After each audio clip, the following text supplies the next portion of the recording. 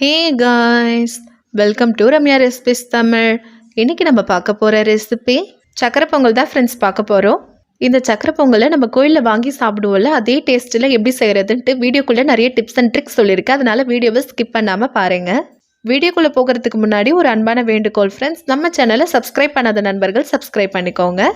இப்போ வாங்க இது எப்படி செய்யலான்னு பார்க்கலாம். ஃபஸ்ட்டு நம்ம அரிசியும் பருப்பும் ஊற வைக்கணும். அதுக்கு ஒரு பாத்திரத்தில் 1 கப் அளவுக்கு பச்சரிசி சேர்த்துக்கலாம். இப்போ இது கூடவே 3 டேபிள் ஸ்பூன் அளவுக்கு பாசிப்பருப்பு சேர்த்துக்கலாம். பாசிப்பருப்பு அதிகமாக சேர்க்க வேணாம், 3 டேபிள் ஸ்பூன் அளவுக்கு சேர்த்தாலே போதும். பாசிப்பருப்பு அதிகமாக சேர்த்துட்டோன்னா சக்கரை பொங்கல் கொஞ்சம் நேரம் ஆகும்போது கெட்டியான மாதிரி இருக்கும். அந்த மாதிரி இருந்தால் நல்லா இருக்காது. அதனால பாசிப்பருப்பை கொஞ்சமாக சேர்த்துக்கோங்க, போதும். இப்போ இது கூடவே தண்ணி சேர்த்துக்கலாம்.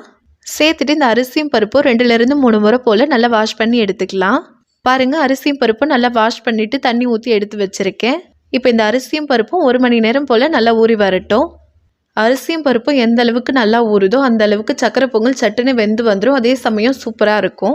இப்போ அரிசியும் பருப்பும் நம்ம வேக வைக்கிறதுக்கு ஒரு குக்கரில் நம்ம ஊற வச்சுருக்க அரிசியும் பருப்பும் சேர்த்துக்கலாம். இப்போ இது கூடவே 5 கப் அளவுக்கு தண்ணி சேர்த்துக்கலாம். நம்ம 1 கப் அளவுக்கு அரிசி எடுத்தோம், அதுக்கு 5 கப் அளவுக்கு தண்ணி கரெக்டான அளவாக இருக்கும்.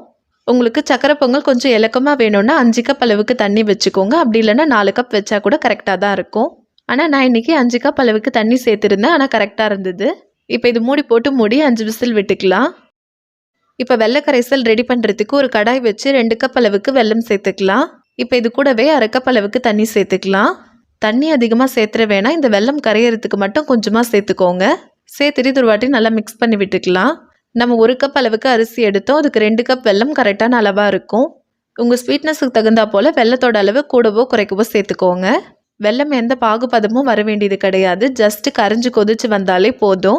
பாருங்கள், இப்போ வெல்லம் நல்லா கரைஞ்சி கொதிச்சு வருது. வெள்ளத்தில் கல் மண் தூசிலாம் இருக்கும். அதனால நம்ம எப்போ வெல்லம் சேர்க்கறதுனாலும் இந்த மாதிரி கரைச்சி வடிகட்டிட்டு சேர்த்துக்கோங்க. இந்த மாதிரி வெல்லம் நல்லா முழுமையாக கரைஞ்சதுக்கப்புறம் நம்ம கேஸ் ஆஃப் பண்ணிக்கலாம். இப்போ இந்த வெள்ளை கரைசலை வடிகட்டிக்கலாம். இப்போ 5 விசில் வந்து ப்ரெஷர்லாம் அடங்கிடுச்சு. இப்போ இதை ஓப்பன் பண்ணி பார்க்கலாம். பாருங்கள், பார்க்கும்போதே தெரியும் அரிசியும் பருப்பும் நல்லா குழைவாக வெந்து வந்திருக்கு. இப்போ இது ஒரு வாட்டி நல்லா மிக்ஸ் பண்ணி விட்டுக்கலாம். இந்த மாதிரி அரிசியும் பருப்பும் நல்லா சாஃப்டாக வெந்திருக்கணும்.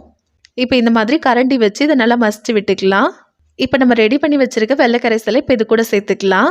சேர்த்துட்டு இது ஒரு வாட்டி நல்லா மிக்ஸ் பண்ணி விட்டுக்கலாம். வெள்ளை கரைசல் சேர்த்துட்டு ஒரு 5 நிமிஷம் போல் ஸ்லோ ஃப்ளேமில் அப்படியே வச்சுருங்க. வெள்ளத்தை சேர்த்துட்டு ஒரு 5 நிமிஷம் போல் வாச்சு இருக்கணும். அப்போ தான் அதோட பச்சை ஸ்மெல் எதுவுமே வராமல் நல்லாயிருக்கும். இப்போ இது கூடவே 1 டேபிள் ஸ்பூன் அளவுக்கு ஏலக்காய் தூள் சேர்த்துக்கலாம். சேர்த்துட்டு இது ஒரு வாட்டி நல்லா மிக்ஸ் பண்ணி விட்டுக்கலாம். ஏலக்காய் தூளை நல்லா ஃப்ரெஷ்ஷாக பொடி பண்ணிவிட்டு சேர்த்துக்கோங்க, அப்போ தான் ஃப்ளேவர் நல்லாயிருக்கும். இப்போ சக்கரை பொங்கலுக்கு நம்ம முந்திரி திராட்சை வறுத்து எடுத்துக்கலாம். அதுக்கு ஒரு கடாயில் 1.5 கரண்டி அளவுக்கு நெய் சேர்த்துக்கலாம். இப்போ இது கூடவே 20லேருந்து 25 போல் முந்திரி சேர்த்துக்கலாம். சேர்த்துட்டு இது ஒரு வாட்டி நல்லா வதக்கி விட்டுக்கலாம். முந்திரி சேர்த்த உடனே திராட்சை சேர்த்துடக்கூடாது. முந்திரி கொஞ்சம் வறுபட்டதுக்கு அப்புறமா தான் நம்ம திராட்சை சேர்க்கணும். முந்திரி வறுபடுறதுக்கு கொஞ்சம் நேரம் ஆகும், திராட்சை டக்குன்னு வறுபட்டுரும். நம்ம ரொம்ப நேரம் விடும்போது அது கரிஞ்சு போன மாதிரி ஆகிடும். பாருங்கள், முந்திரி இந்த அளவுக்கு வறுபட்டதும் இப்போ இது கூடவே திராட்சை சேர்த்துக்கலாம். சேர்த்துட்டு இது ஒரு வாட்டி நல்லா வதக்கி விட்டுக்கலாம். நீங்கள் விருப்பப்பட்டீங்கன்னா இது கூடவே பாதாம் கூட சேர்த்துக்கலாம். அப்படி இல்லைன்னா தேங்காவை கட் பண்ணிவிட்டு கூட சேர்த்துக்கலாம், நல்லாயிருக்கும். பாருங்கள், இப்போ முந்திரி திராட்சை நல்லா வறுபட்டு வந்துருச்சு. இப்போ இதை நம்ம ரெடி பண்ணி வச்சுருக்க சக்கரை பொங்கலில் சேர்த்துக்கலாம். சேர்த்துட்டு இது ஒரு வாட்டி நல்லா மிக்ஸ் பண்ணி விட்டுக்கலாம். நம்ம எப்பவுமே சக்கரை பொங்கலுக்கு நெய் கொஞ்சம் அதிகமாக சேர்த்தா தான் டேஸ்ட்டும் நல்லாயிருக்கும். அதே சமயம் அதோட ஃப்ளேவரே சூப்பராக இருக்கும். இப்போ இது பார்க்கும்போது கொஞ்சம் இலக்கமாக இருக்க மாதிரி தான் இருக்கும், ஆனால் கொஞ்சம் நேரம் ஆகும்போது கரெக்டான பக்குவத்துக்கு வந்துடும். இப்போ நம்மளுடைய சக்கரை பொங்கல் சூப்பராக ரெடி ஆகிடுச்சு. அவ்வளோதான் ஃப்ரெண்ட்ஸ், நம்மளோட ரொம்பவே சூப்பரான சக்கரை பொங்கல் ரெடி ஆகிடுச்சு. நம்ம சேனலில் ஆல்ரெடி வரகரிசியில் சக்கரை பொங்கல் செஞ்சுருக்கோம். அதே மாதிரி பால் பொங்கல் ரெசிபியும் போட்டிருக்கோம். அந்த வீடியோவோட லிங்க்கை டிஸ்கிரிப்ஷன் பாக்ஸில் தரேன், போய் பாருங்கள் ஃப்ரெண்ட்ஸ். நான் சொன்ன அளவுகளில் நீங்கள் செய்யும் போது பர்ஃபெக்டான சக்கரை பொங்கல் செய்யலாம். அதே சமயம் இந்த சக்கரை பொங்கல் நேரமானாலும் கெட்டியாகாமல் நல்லா சூப்பராக இருக்கும். இது அரிசி ஊறுறதுக்கு மட்டும்தான் கொஞ்சம் டைம் எடுத்துக்கும், மற்றபடி இதை நம்ம குக்கரில் செய்கிறதுனால சட்டுன்னு செஞ்சிடலாம். நீங்களும் இந்த பொங்கலுக்கு மறக்காமல் இதை ட்ரை பண்ணி பாருங்கள். ட்ரை பண்ணிவிட்டு உங்களோட ஃபீட்பேக்கை மறக்காமல் கமெண்ட்டில் என் கூட ஷேர் பண்ணுங்கள். இந்த வீடியோ உங்களுக்கு பிடிச்சிருந்தனா லைக் பண்ணுங்கள், கமெண்ட் பண்ணுங்கள், ஷேர் பண்ணுங்கள். மறக்காமல் நம்ம சேனலை சப்ஸ்கிரைப் பண்ணிக்கோங்க. தேங்க்யூ.